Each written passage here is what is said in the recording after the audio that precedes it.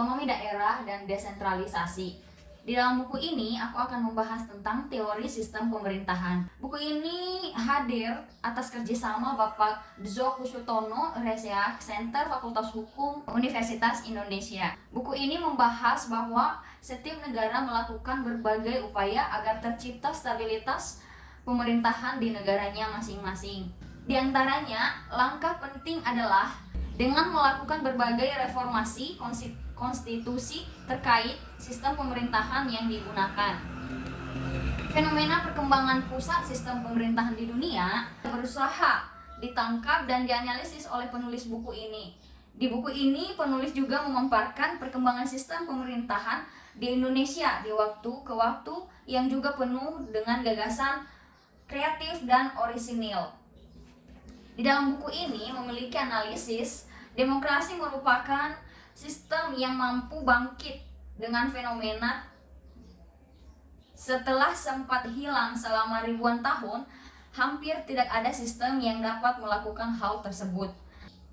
Selanjutnya, instabilitas sistem pemerintahan, yaitu instabilitas pemerintahan dan sistem parlementer. Di dalam sistem parlementer, ukuran stabilitas selain perubahan pemerintah eksekutif juga dikaitkan dengan mengenai waktu yang dibutuhkan dalam proses pembentuk pemerintahan. Yang kedua, instabilitas pemerintah dan semi presidensial.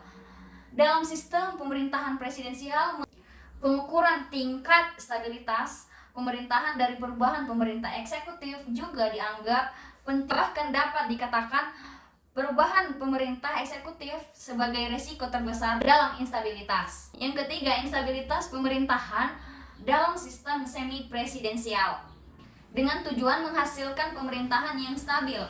Yang kedua, aturan hukum membuat siklus baru dalam koalisi pemerintah di sistem parlementer. Yang ketiga, parlemen semakin menentukan dalam sistem pemerintahan presidensial.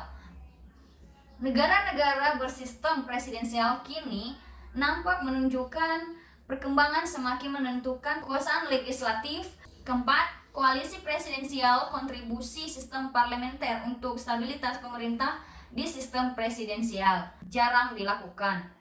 Sedangkan sistem pemerintahan di Indonesia, sistem pemerintahan menurut Undang-Undang Dasar 1945, sistem pemerintahan menurut Undang-Undang Dasar tahun 1945 yang ditetapkan oleh Panitia Persiapan Kemerdekaan Indonesia atau dapat disingkat PPKI pada tanggal 18 Agustus tahun 1945. Pemerintahan Kabinet Hatta yang kedua memutuskan Indonesia harus turun ke meja perundingan dan perundangan akhirnya memutuskan penyerahan kedaulatan Belanda ke Indonesia. Yang ketiga, sistem pemerintahan menurut Undang-Undang Dasar tahun 1950. Pada tengah tahun 1950, Indonesia kembali menjadi negara kesatuan setelah meninggalkan bentuk federasi anggota DPR dan Senat RIS mengusulkan perubahan konstitusi guna mendukung perubahan bentuk negara tersebut. Kemudian pada sidang DPR dapat Senat RIS 14 Agustus tahun 1950, Undang-Undang Sementara atau UDS diterima dan disahkan sebagai konstitusi pertama di Negara Kesatuan Republik Indonesia. Pada tanggal 12 Agustus tahun 1950, Badan Pekerjaan Komite Nasional Pusat mengesahkan rancangan Undang-Undang Dasar tahun 1950. Selanjutnya pada tahun 1950, rancangan undang-undang disahkan oleh Dewan Perwakilan Rakyat dan Senat Republik Indonesia. Sekian penjelasan atau review dari buku kedua mengenai teori sistem pemerintahan. Terima kasih.